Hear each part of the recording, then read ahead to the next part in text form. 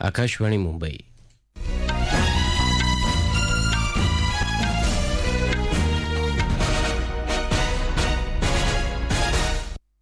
तुषार पवार राष्ट्रीय बातम्या देत आहे. ठळक बातम्या. केंद्र सरकार देशात अत्याधुनिक सेवा सुविधांच्या निर्मितीसाठी अथक प्रयत्न करत असल्याचं प्रधानमंत्री नरेंद्र मोदी यांचं प्रतिपादन. पुढच्या 25 वर्षात मेट्रो शहरांच्या विकासाकरता केंद्र सरकार कटिबद्ध. कामगार राज्य विमा योजना या वर्षाअखेरपर्यंत संपूर्ण देशभरात लागू करण्याचा केंद्र सरकारचा निर्णय.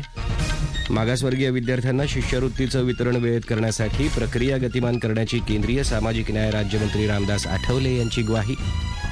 राज्य विधान परिषदेच्या 10 जागांसाठी उद्या मतदान आणि 44व्या बुद्धिबळ ऑलिम्पियाडच्या मशाल रिलेचा प्रधानमंत्री नरेंद्र मोदी यांच्या हस्ते प्रारंभ. केंद्र सरकार देशात अत्याधुनिक सेवा सुविधांच्या निर्मितीसाठी अथक प्रयत्न करत आहे असं प्रधानमंत्री नरेंद्र मोदी यांनी म्हटलंय. ते आज नवी दिल्लीतल्या प्रगती मैदानावर तयार करण्यात आलेल्या एकत्रित प्रवासी मार्गिका आणि बोगदा प्रकल्पाच्या लोकार्पण कार्यक्रमात बोलत होते. 920 कोटी रुपयांच्या या प्रकल्पामुळे प्रगती मैदान इथल्या आंतरराष्ट्रीय दर्जाच्या प्रदर्शन केंद्राकडे जाण्याचा मार्ग सुलभ होणार आहे. हा प्रकल्प प्रगती मैदानाला 21व्या शतकाच्या गरजांनुसार बदलण्याच्या प्रयत्नांचा एक भाग आहे असंही प्रधानमंत्र्यांनी यावेळी सांगितलं. केंद्र सरकारकडून दिल्लीच्या जनतेला देण्यात आलेली ही मोठी भेट आहे असं ते म्हणाले. एखाद्या योजनेला विरोध करण्यासाठी न्यायालयात धाव घेऊन तो प्रकल्प बंद करण्याचं काम करणाऱ्यांची या देशात कमतरता नाही. असं असतानाही सरकारनं हा प्रकल्प वेळेत पूर्ण केला असं त्यांनी सांगितलं. नवी दिल्लीतल्या विविध कल्याणकारी योजनांसाठी केंद्र सरकार अथक प्रयत्न करत असल्याचंही ते म्हणाले. या काळात दिल्लीतल्या मेट्रोचा मार्ग 193 किलोमीटरवरून तो 400 किलोमीटर वाढवला आहे.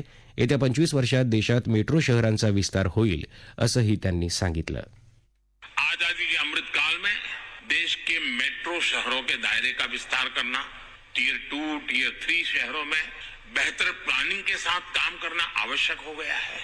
आने वाले 25 साल में भारत के तेज विकास के लिए हमें शहरों को ग्रीन, क्लीन और फ्रेंडली बनाना पड़ेगा.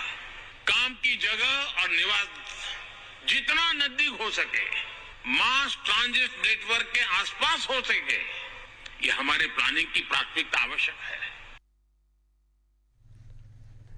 कामगार राज्य विमा योजना या वर्षअखेरपर्यंत संपूर्ण देशभरात लागू करण्याचा निर्णय केंद्र सरकारनं घेतला आहे. केंद्रीय कामगार आणि रोजगार मंत्री भूपेंद्र यादव यांच्या अध्यक्षतेखाली आज झालेल्या ईएसआयसी अर्थात कामगार राज्य विमा महामंडळाच्या 188व्या बैठकीत हा निर्णय झाला. सध्या ही योजना 443 जिल्ह्यांमध्ये पूर्णपणे तर 153 जिल्ह्यांमध्ये अंशतः लागू आहे. 148 जिल्ह्यांमध्ये या योजनेची अंमलबजावणी होत नाही. आता तिथं ही योजना लागू करायची आहे. त्यासाठी आयुष्मान भारत प्रधानमंत्री जन आरोग्य योजनेतल्या रुग्णालयांच्या सहयोगानं नवे दवाखाने आणि शाखा कार्यालय उभारून वैद्यकीय सेवा पुरवली जाणार आहे. देशभरात 100 खाटा असलेली 23 नवी रुग्णालयं उभारायचा निर्णय महामंडळानं घेतला. विमा कवच लाभलेल्या कामगारांना आणि त्यांच्या कुटुंबियांना ही रुग्णालयं आणि दवाखाने गुणवत्तापूर्ण वैद्यकीय सेवा पुरवतील. पुण्यातल्या 200 खाटांच्या रुग्णालयाची श्रेणी सुधारून ते 500 खाटांचं करायचा निर्णय घेतला असल्याचं यादव यांनी सांगितलं.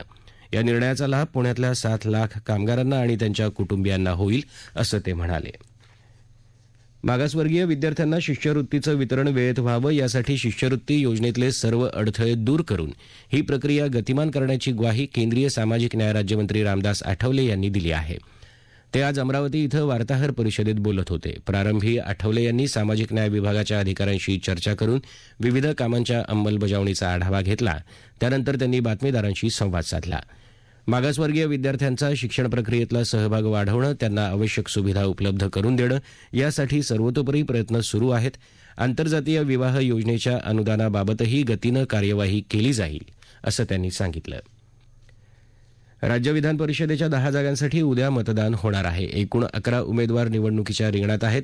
शिवसेना, काँग्रेस आणि राष्ट्रवादी काँग्रेस यांनी प्रत्येकी 2 तर भाजपानं 5 उमेदवार उभे केले आहेत. प्रत्येक उमेदवाराला विजयासाठी 26 मतांची गरज आहे. विधानसभेची सदस्य संख्या 288 असली तरी शिवसेनेचे आमदार रमेश लटके यांच्या निधनामुळे तसंच राष्ट्रवादी काँग्रेसचे सदस्य नवाब मलिक आणि अनिल देशमुख अटकेत असल्यानं मतसंख्या 285 झाली आहे. आपापले उमेदवार निवडून आणण्यासाठी 4ही पक्ष प्रयत्नशील आहेत. त्यासाठी पक्षांचे प्रमुख रणनीती आखत आहेत.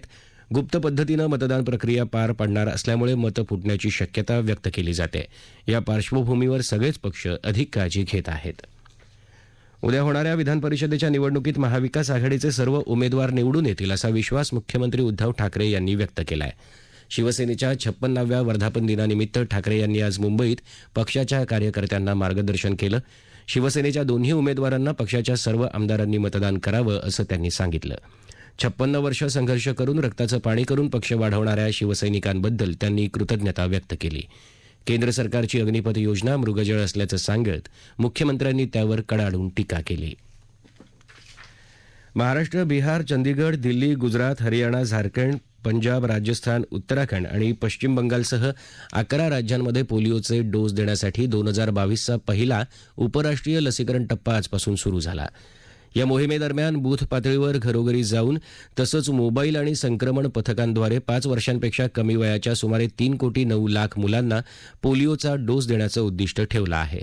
सरकारनं नियमित लसीकरण कार्यक्रमात मुलांना अतिरिक्त संरक्षण देण्यासाठी इंजेक्शन करण्यायोग्य पोलिओ लस देखील उपलब्ध करून दिली आहे.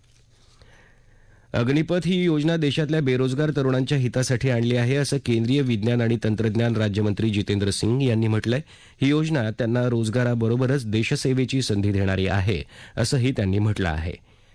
जास्तीत जास्त युवकांना संरक्षण दलात समावेश करून घेणं हा अग्निपथ योजना लागू करण्याचा मुख्य हेतू आहे असं संरक्षण व्यवहार विभागाचे अतिरिक्त सचिव लेफ्टनंट जनरल अनिल पुरी यांनी आज सांगितलं. नवी दिल्लीत आयोजित केलेल्या वार्ताहर परिषदेत संरक्षण विभागाचे वरिष्ठ अधिकारी यावेळी उपस्थित होते. त्यावेळी त्यांनी ही माहिती दिली. सेवेत असताना अग्निवीरांना वीरमरण प्राप्त झालं तर त्यांच्या नातेवाईकांना 1 कोटी रुपये नुकसान भरपाई म्हणून दिली जाईल. सियाचेन आणि अन्य ठिकाणी नियमित सैनिकांना मिळणारे भत्ते या अग्निवीरांनाही मिळतील असं ते म्हणाले. पुढच्या 5 ते 6 वर्षात 50 ते 60,000 अग्निवीरांना सैन्य दलात घेतलं जाईल आणि हळूहळू हा आकडा 90,000 ते 1 लाखापर्यंत वाढवला जाईल. वायुसेनेत या अग्निवीरांची पहिली तुकडी या महिन्याच्या 24 तारखेपासून केली जाईल अशी माहिती एअर मार्शल सूरज झा यांनी दिली. भारतीय सेना हे रोजगाराचं माध्यम नाही तर दाखल होणारे सैनिक स्वेच्छेनं देशाची सेवा करण्यासाठी सेनेत येत असतात. काही कारणास्तव ज्यांना सामान्य जीवनात परत यावं लागतं त्यांनाही कुठलीच अडचण जात नाही असं माजी लष्कर प्रमुख आणि विद्यमान रस्ते वाहतूक राज्यमंत्री जनरल व्ही के सिंग यांनी नागपुरात प्रसारमाध्यमांशी बोलताना सांगितलं. या राष्ट्रीय बातम्या आकाशवाणीच्या मुंबई केंद्रावरून देत आहोत. आकाशवाणीच्या मराठी बातम्या www.newsonair.gov.in/marathi या संकेतस्थळावर वाचता येतील. चेन्नई इथं येत्या जुलै महिन्यात सुरू होत असलेल्या 44व्या बुद्धिबळ ऑलिम्पियडच्या मशाल रिलेचा आज प्रधानमंत्री नरेंद्र मोदी यांच्या हस्ते नवी दिल्ली इथं समारंभपूर्वक प्रारंभ झाला. आंतरराष्ट्रीय बुद्धिबळ महासंघानं अर्थात फिडेनं पहिल्यांदाच अशा प्रकारची बुद्धिबळ ऑलिम्पियड मशाल रिले आयोजित केले आणि या बुद्धिबळ ऑलिम्पियड मशालीच्या पहिल्या वाहकाचा सन्मान भारताला मिळाला आहे. या निमित्त आज नवी दिल्लीतल्या इंदिरा गांधी क्रीडा संकुलात झालेल्या सोहळ्यात जागतिक बुद्धिबळ महासंघाचे अध्यक्ष अकार्डे दोरकोविच यांनी प्रधानमंत्री मोदी यांच्याकडे मशाल सुपूर्द केली. त्यानंतर प्रधानमंत्र्यांनी ती बुद्धिबळपटू ग्रँडमास्टर विश्वनाथ आनंद याच्याकडे सुपूर्द केली. येत्या 28 जुलैला प्रत्यक्ष स्पर्धा सुरू होण्यापूर्वी 40 दिवसांमध्ये ही मशाल भारतातल्या 75 शहरांचं भ्रमण करेल. त्यानंतर चेन्नईत महाबलीपुरम इथं या प्रत्यक्ष स्पर्धेच्या ठिकाणी मशाल रिलेची सांगता होईल.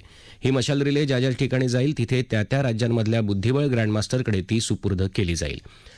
आपल्या पूर्वजांनी बुद्धिमत्तेचा कस पाहणाऱ्या चतुरंग आणि बुद्धिबळासारख्या खेळांचा शोध लावला आणि आज हा खेळ जगभरात प्रसिद्ध पावला आहे असं प्रधानमंत्री नरेंद्र मोदी यांनी यावेळी बोलताना सांगितलं. शाळांमध्ये शिकवण्याचं एक माध्यम म्हणून या खेळाचा वापर केला जातोय. तसंच गेल्या 8 वर्षात भारतानं या खेळातली आपली कामगिरीही उंचावली आहे. भारताचे युवा खेळाडू प्रत्येक खेळात प्रावीण्य मिळवू लागले असून ते आता नवनवे विक्रमही रचत आहेत. आपल्या देशात प्रतिभावंत खेळाडूंची कमतरता नाही. खेलो इंडियासारख्या उपक्रमांतून अशा प्रतिभेचा शोध घेऊन त्याला चालना दिली जात असल्याचं ते म्हणाले. केंद्रीय क्रीडा मंत्री अनुराग सिंग ठाकूरही या समारंभाला उपस्थित होते. हा भारतासाठीचा खास क्षण आहे. यापुढे जिथे जिथे बुद्धिबळ ऑलिम्पियाड स्पर्धा होईल तिथे बुद्धिबळाचं उगमस्थान असलेल्या भारतातून ही मशाल जाईल याचा आनंद वाटतो असं ते म्हणाले. भारत आणि दक्षिण आफ्रिका यांच्यात बंगळुरू इथं सुरू असलेल्या 5व्या आणि अंतिम T20 क्रिकेट सामन्यात पावसामुळे व्यत्यय आला आहे. त्यामुळे सामना 19 षटकांचा केला आहे. दक्षिण आफ्रिकेनं नाणेफेक जिंकून भारताला प्रथम फलंदाजीसाठी आमंत्रित केलं. 3 षटकं आणि 3 चेंडूत भारताच्या 2 बाद 28 धावा झाल्या असताना पावसामुळे खेळ थांबवावा लागला. आंतरराष्ट्रीय हॉकी महासंघानं आयोजित केलेल्या प्रो हॉकी लीग स्पर्धेत रॉटरडॅम इथं नेदरलँड विरुद्ध झालेल्या सामन्यात भारताच्या पुरुष हॉकी संघाचा पेनल्टी शूटआऊटमध्ये 1-4 असा पराभव झाला. निर्धारित वेळेत सामना 2-2 असा बरोबरीत सुटल्यानं या सामन्याचा निकाल पेनल्टी शूटआऊटवर ठरवला गेला. या पराभवामुळे स्पर्धेच्या अंतिम फेरीत पोचण्याच्या भारताच्या आशा अंधुक झाल्या आहेत. स्पर्धेतला भारताचा अखेरचा आणि नेदरलँड विरुद्धचा दुसरा सामना उद्या रॉटरडॅम इथंच होणार आहे.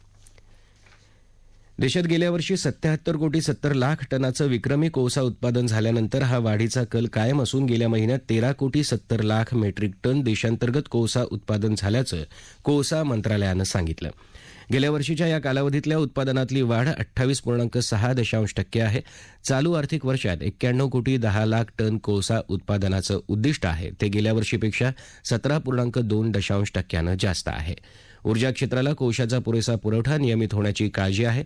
देशातल्या कोळशावर आधारित वीज प्रकल्पांमध्ये वापरल्या जाणाऱ्या कोळशाची आयात 2021-22 मध्ये 81 लाख टनानं घटली असल्याचं कोळसा मंत्रालयानं नमूद केलं आहे. 21व्या शतकातल्या नव्या भारताचा भर जगभरातल्या सर्वोत्तम पायाभूत सुविधा निर्माण करण्यावर असेल असं परिवहन आणि महामार्ग मंत्री नितीन गडकरी यांनी आपल्या ट्विट संदेशांच्या मालिकेत म्हटलंय. याच विचारानं बंगळुरू ते निडाघट्टा या 6 पदरी महामार्गाचं काम सुरू आहे. या महामार्गामुळे इथल्या पर्यटन आणि अर्थव्यवस्थेला गती मिळेल असं त्यांनी म्हटलं आहे.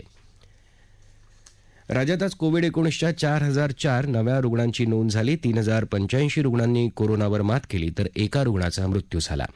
सध्या राज्यात 23,747 रुग्णांवर उपचार सुरू आहेत. त्यापैकी सर्वाधिक 13,897 रुग्ण मुंबईत आहेत. राज्यात रुग्ण बरे होण्याचा दर 97.84% तर मृत्यूदर 1.86% आहे. पाटण्याहून दिल्लीला जाणाऱ्या स्पाइसजेट कंपनीच्या विमानाच्या इंजिनाला आज उड्डाण घेताना आग लागल्यानं तातडीनं विमानतळावर उतरवण्यात आलं. या विमानात 185 प्रवासी होते. वैमानिकानं विमान सुरक्षितपणे विमानतळावर उतरवलं. दरम्यान विमानातले सर्व प्रवासी सुरक्षित असून विमानतळावरून विमानाचं परिचालन विना अडथळा सुरू असल्याचं पाटण्याचे जिल्हा दंडाधिकारी चंद्रशेखर सिंग यांनी सांगितलं. उत्तराखंडमधल्या हरिद्वारमधल्या हर की पुरी या ठिकाणी होणाऱ्या 8व्या योग दिनाच्या कार्यक्रमाचं नेतृत्व ग्रामीण विकास आणि पंचायत राज मंत्री गिरिराज सिंग करणार आहेत. आंतरराष्ट्रीय पातळीवर भारतातल्या काही वैशिष्ट्यपूर्ण ठिकाणांचं दर्शन जगाला व्हावं या उद्देशानं केंद्र सरकारनं येत्या 21 जून रोजी होणाऱ्या योग दिनानिमित्त देशातल्या 75 महत्त्वाच्या ठिकाणी या विशेष कार्यक्रमाचं आयोजन केलं आहे. ग्रामीण विकास खात्याचे राज्यमंत्री फागन सिंग कुलास्ते हे अरुणाचल प्रदेशातल्या गोल्डन पॅगोडा इथल्या तर ग्रामीण विकास मंत्रालयाचे राज्यमंत्री हे लखनौ इथल्या कार्यक्रमाचं नेतृत्व करतील. फ्रान्समधल्या संसदेच्या निवडणुकीसाठी मतदानाला सुरुवात झाली आहे. आजच्या निवडणुकीसाठी 12 जूनला झालेल्या आगाऊ मतदानाच्या पहिल्या फेरीत एकूण 1148 उमेदवारांना नोंदणीकृत मतदारांपैकी किमान 12.5% मतदारांचा पाठिंबा मिळाला होता. त्यापैकी 5 उमेदवारांनी 50%पेक्षा जास्त मतं घेऊन स्पष्ट बहुमत मिळवलं आहे. 577 जागांसाठी होत असलेल्या या निवडणुकीचा निकाल रात्री 11:30 नंतर जाहीर केला जाईल. मुसळधार पावसामुळे बांगलादेशाच्या उत्तर आणि ईशान्य भागातली पूरस्थिती अधिकच गंभीर झाली आहे. सिलहट शहराला पुराचा सर्वात जास्त तडाखा बसला असून रेल्वे, रस्ते आणि हवाई सेवेवरही त्याचा परिणाम झाला आहे. वीज पुरवठा आणि इंटरनेट सेवा खंडित झाली असून लोकांना विविध प्रकारच्या अडचणींना सामोरं जावं लागतंय. अफगाणिस्तानची राजधानी काबूल इथं गुरुद्वारावर झालेल्या हल्ल्याची जबाबदारी खुरासन या दहशतवादी संघटनेनं घेतली आहे. या हल्ल्यात 2 जण ठार तर 7 जण जखमी झाले आहेत. 7 बंदूकधाऱ्यांनी काल पहाटे गुरुद्वारावर हल्ला करण्याचा प्रयत्न केला होता. मंगोलियातल्या उलानबाटारमध्ये आयोजित महिला शांती आणि सुरक्षा या विषयावरील बैठकीत भारतीय महिला सैनिक सहभागी झाल्या होत्या. या बैठकीला बुधवारी सुरुवात झाली आहे. बैठकीला मंगोलियाचे राष्ट्रपती उखना खुरेलसुख यांनी मार्गदर्शन केलं. प्रधानमंत्री नरेंद्र मोदी येत्या रविवारी 26 जूनला आकाशवाणीवरच्या मन की बात या कार्यक्रमातून देशवासियांशी संवाद साधतील. या कार्यक्रम मालिकेचा हा 90वा भाग असेल. नागरिकांनी आपले विचार किंवा सूचना माय जीओव्ही या किंवा नमो ॲपच्या माध्यमातून मांडाव्यात असं प्रधानमंत्र्यांनी म्हटलं आहे. ठळक बातम्या पुन्हा एकदा. केंद्र सरकार देशात अत्याधुनिक सेवा सुविधांच्या निर्मितीसाठी अथक प्रयत्न करत असल्याचं प्रधानमंत्री नरेंद्र मोदी यांचं प्रतिपादन. पुढच्या 25 वर्षात मेट्रो शहरांच्या विकासाकरता केंद्र सरकार कटिबद्ध. कामगार राज्य विमा योजना या वर्षाअखेरपर्यंत संपूर्ण देशभरात लागू करण्याचा केंद्र सरकारचा निर्णय. मागासवर्गीय विद्यार्थ्यांना शिष्यवृत्तीचं वितरण वेळेत करण्याची प्रक्रिया गतिमान करण्याची केंद्रीय सामाजिक न्याय राज्यमंत्री रामदास आठवले यांची ग्वाही. राज्य विधान परिषदेच्या 10 जागांसाठी उद्या मतदान आणि 44व्या बुद्धिबळ ऑलिम्पियडच्या मशाल रिलेचा प्रधानमंत्री नरेंद्र मोदी यांच्या हस्ते प्रारंभ. याबरोबरच आकाशवाणी मुंबई केंद्रावरचं हे राष्ट्रीय बातमीपत्र संपलं. नमस्कार.